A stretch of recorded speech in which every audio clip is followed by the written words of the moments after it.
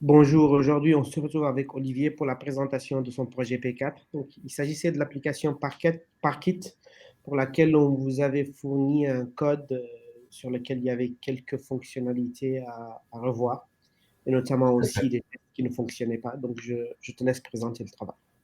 D'accord. Donc, j'ai corrigé des bugs par introduction de test et ajout de fonctionnalités par le TDD de Londres.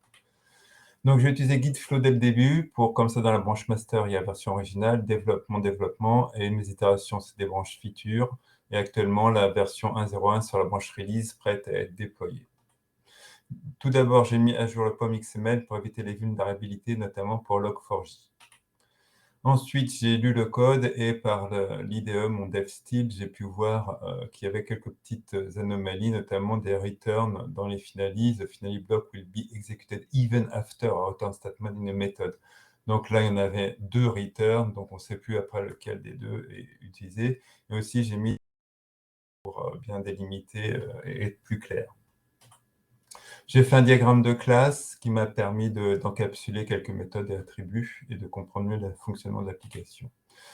J'ai aussi installé la dépendance AssertJ dans le POM XML pour éviter ce genre de situation où dans les assertEquals, il y avait des inversions entre les given et les zen. Et donc, avec un assertEquals, au moins, on a le zen et ensuite le given. Et ici, j'ai arrondi aussi le prix au centime près, avec la limitation technique de la double virgule flottante et de son arrondi, donc 1 centime, pour la répétabilité.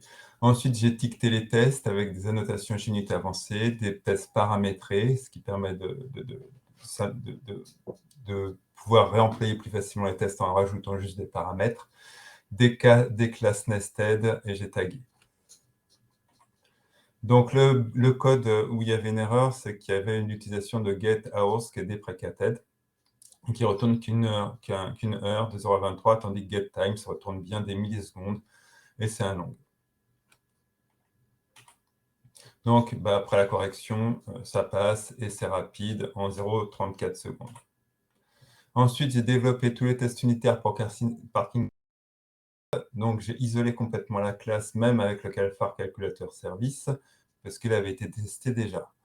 Et donc, j'ai dû utiliser un checked mock, parce que comme il n'y avait pas de constructeur pour l'introduire, donc j'ai dû aussi mettre un setter dans la classe. J'ai utilisé des arguments de Captor pour capturer tout ce qui était transmis au mock et pouvoir faire des assertions dessus.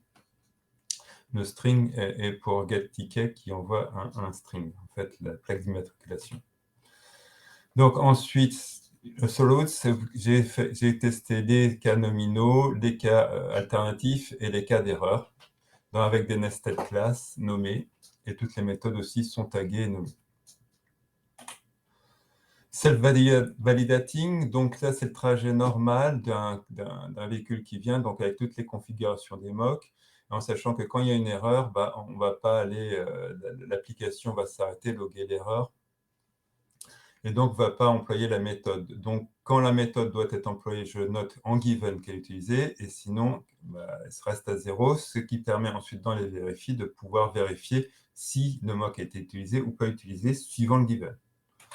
Et en même temps, pour les assertions sur les éléments transmis aux arguments de Captor, évidemment, si le vérifie à 0 times peut être vrai, là, il peut envoyer une erreur parce qu'il va dire the argument value was, no argument value was captured, alors que le test était vrai. Ensuite, la répétabilité, effectivement, j'avais un petit décalage d'une seconde qui faisait échouer le test.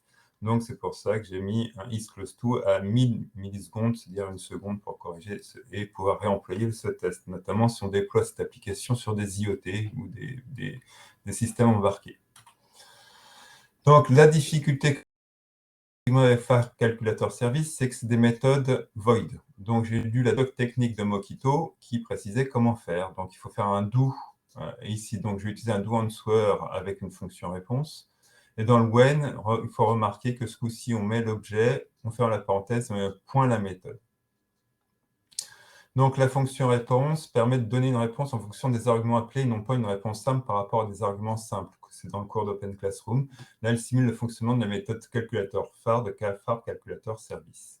La ligne 512 est facultative. En fait, elle retourne nulle, parce qu'un mock, return nul par défaut, donc on peut la faire figurer, ou tout aussi bien on peut ne pas la faire figurer. Je l'ai laissé figurer à titre informatif. Les tests passent avec Susstay et Fast. Bon, l'initialisation prend 1 seconde, c'est pour initialiser les mocks. Ensuite, des tests d'intégration, tous les to-do. Je voulais juste signaler que les statiques est indispensable ici pour les before all et after all. Des réponses multiples, alors là, c'est d'autres utilisations où là, où les nuls peuvent être gardés, les n return nuls, parce qu'en fait, on va mettre plusieurs n return les uns après les autres. Au premier appel, le premier, au deuxième appel, le second, au septième appel, le septième, au huitième appel, on vient au premier. Le lenient qui se trouve ici, c'est parce qu'en fait, ce MOOC ne va pas être appelé à chaque test. Et donc, évidemment, pour le strict stubbing feature, s'il va signaler une erreur si on ne l'appelle pas à chaque fois. Et donc, ils ont donné cette possibilité de pouvoir faire lenient si on n'utilise pas à chaque test pour l'utiliser. Mais ils disent de limiter cet emploi au plus. Dans la doc donc, de Mockito à chaque fois que j'ai épluché. Donc, ensuite, j'ai utilisé une classe interne avec un objet que j'ai construit moi-même pour pouvoir collecter et mettre en place les champs de la table de données pour être vraiment le plus réaliste possible. Alors, les collectes, donc j'utilise cet objet justement pour collecter les champs. Et donc, voilà, je peux ensuite faire tous mes tests d'un coup sur quand je fais un inner join, comme ça, j'ai toutes les tables d'un coup et je peux tout tester d'un coup.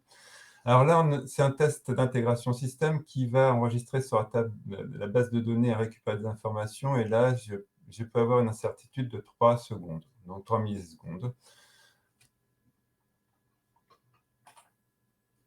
Et là, j'utilise mon objet, effectivement, pour être un scénario le plus réaliste possible en remplissant la table. Donc, de remplir 24 heures avant, faire une vraie simulation avec des véhicules qui sont arrivés 24 heures avant et des véhicules qui sont arrivés le jour même.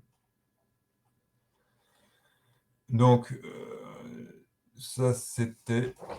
il ne faut oui, pas oublier la liste une fois qu'on a rempli la base pour pouvoir la lire ensuite proprement, tout simplement. Et ensuite, voilà, j'ai mis en évidence un autre bug qui utilise quand le véhicule sort, donc étonnant. Donc, j'ai enquêté dessus. La base de données dit que, tiens, c'est bizarre, les tickets de ceux qui devaient sortir n'ont pas été mis à jour, et les tickets qui étaient là depuis 24 heures, théoriquement qui étaient à 1,50, ils sont maintenant comme s'ils étaient là depuis 24 heures. Donc, j'ai regardé un petit peu ce qui se passait. Donc, dans la DAO, elle appelle donc une requête. C'est ça qui m'a intéressé. Et dans la requête, qu'est-ce qu'ils font? Ils la cherchent suivant la plaque d'immatriculation et prennent le plus vieux, le premier plus vieux. Donc, j'ai réécrit cette requête où je regarde bien quand le timeout is nul et je fais un ordre décroissant et je prends le plus récent et bingo, ça marche. Et la base de données, c'est correct. Mais dans le code, j'ai remarqué d'autres anomalies qu'il faudra discuter avec le product owner. Par exemple, on a deux personnes qui ont deux plaques d'immatriculation presque identiques. Il y en a un qui fait une erreur de saisie, ce n'est pas contrôlé. Donc, il y en a un qui va payer plus que l'autre et pour l'autre. Donc, il risque d'avoir des clients mécontents. Et j'ai noté aussi d'autres petites anomalies comme ça dans le code à voir avec le product owner parce que je ne peux pas prendre de décision moi-même. Donc, il fallait installer une réduction de 5% pour ceux qui étaient fidèles en tant qu'utilisateur, bénéficier d'une réduction de 5% afin d'être récompensé pour ma fidélité. Alors, critères d'acceptation. J'ai la plaque d'immatriculation FID. Le mois précédent, je me suis garé plus de 10 fois dans le parking, c'est-à-dire au moins 11 fois. Donc, je veux bénéficier de 5% sur le tarif. Comment on met en place? IO Concomber, donc il faut mettre toutes les dépendances dans le POM XML. Eclipse, il faut convertir le projet sur un Concomber projet. Et on utilise le langage Gherkin, donc on crée un features dans les ressources.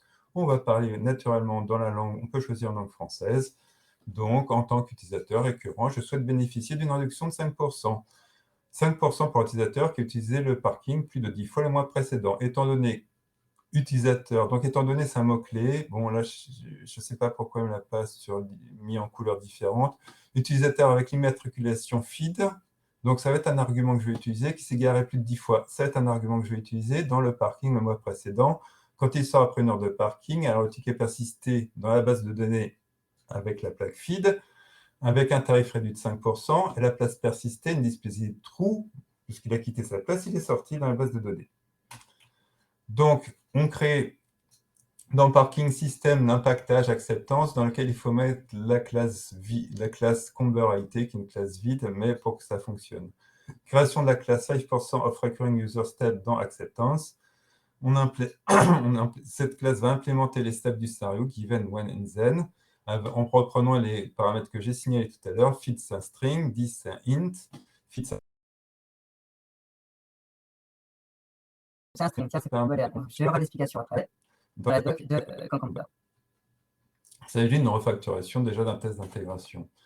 Donc, dans la phase step, dans le step given, donc on récupère bien un word, c'est-à-dire c'est un string qui n'a pas d'espace avant ou après, ou d'espace dedans, qui s'égarait plus de int en question, donc que je récupère après dans ma méthode. Donc ensuite, j'utilise ma méthode, et là, comme j'ai signalé tout à l'heure, la classe date, ils utilisent, dans la doc Java, ils disent d'utiliser plutôt calendar, qui permet de simplifier aussi les choses, donc de revenir un mois en arrière, et il fait lui-même il calcule lui-même dans les champs, quand on passe du 1-1 2022, quand on vient un mois en arrière, il va tout de suite en 2021, tout est fait pour nous, pratique. Donc, une utilisation encore plus réaliste avec la classe calendar. Donc, when insert, il n'y a pas de choses particulières, je ne récupère pas d'arguments, mais on pourrait mettre un temps, hein, là, ici.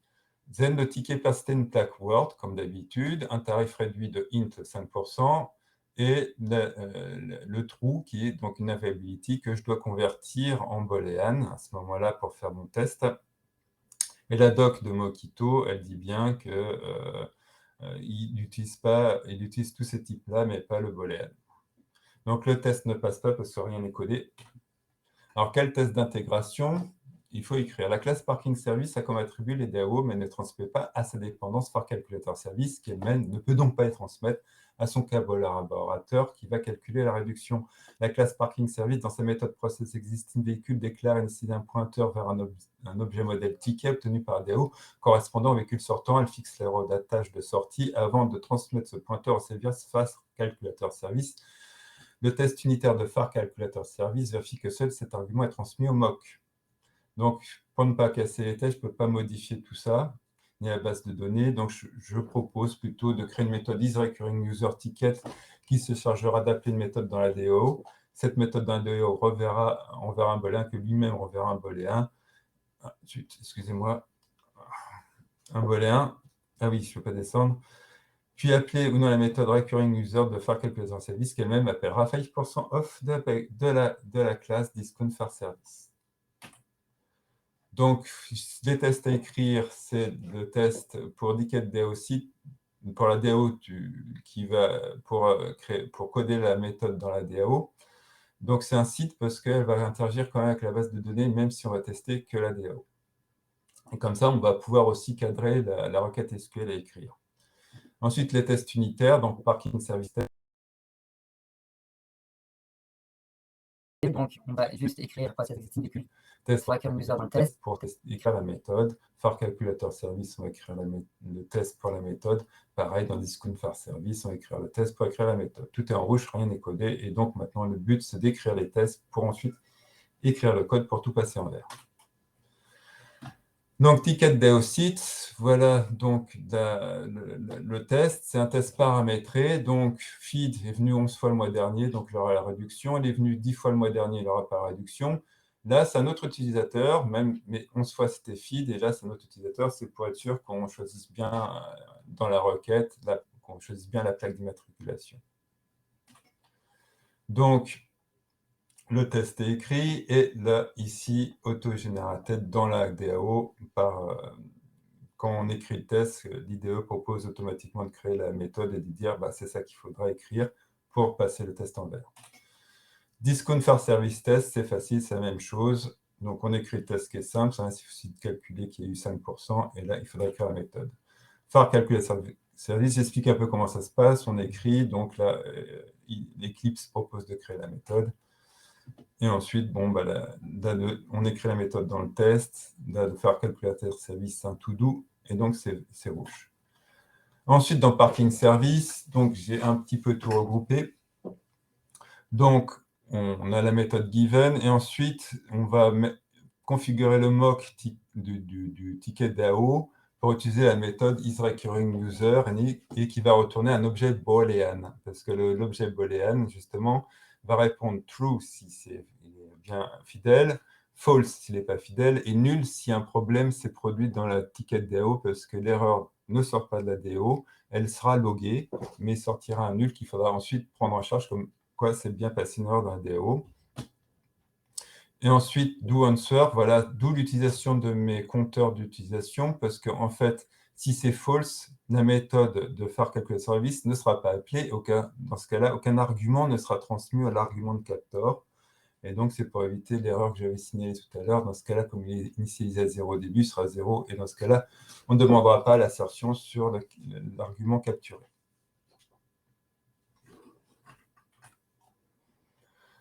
Ticket DAO, donc on écrit ce coup-ci la méthode, et là on utilise bien le calendar pour partir du début du mois précédent, de minuit, jusqu'à la fin du dernier jour du mois précédent, à 23h59. La requête, c'est bien select count time. S'il est nul, il n'est pas compté, c'est une propriété SQL nommée en tant que times from ticket depuis le début du mois jusqu'à la fin du mois, avec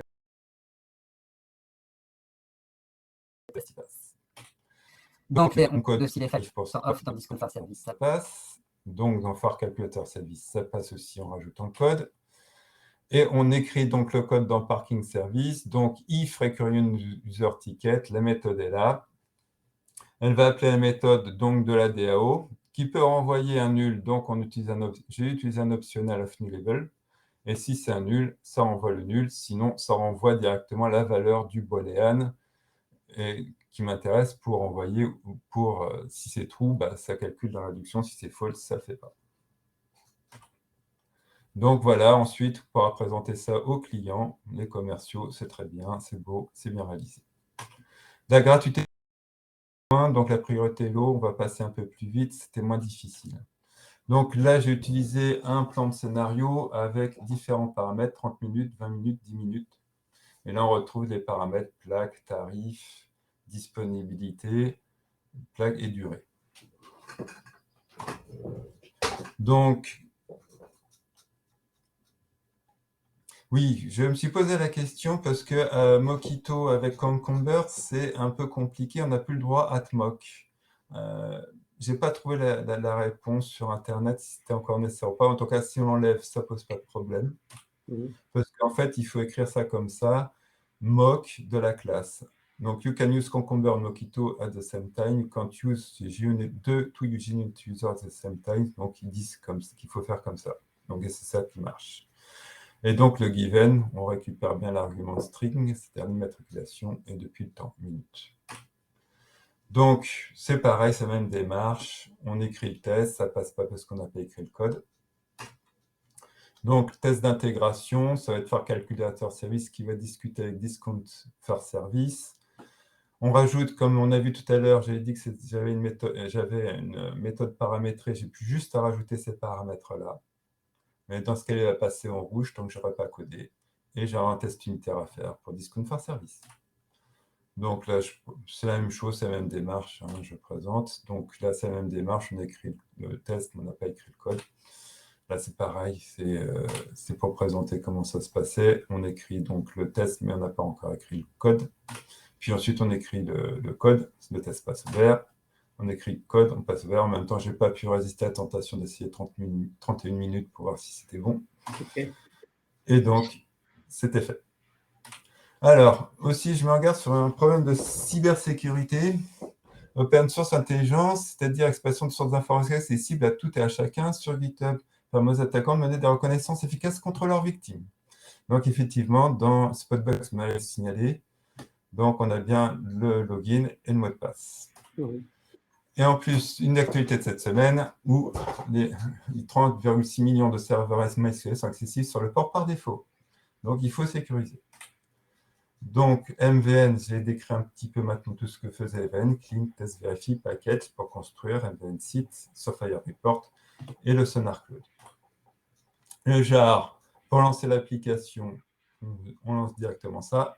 Pour lancer et configurer la base de données, on lance avec 7db config, pardon, et tout sera sauvegardé dans un fichier db properties qui sera ignoré, qui ne sera pas sauvegardé sur GitHub.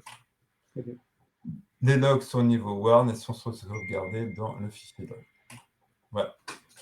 C'est fini, merci pour votre attention.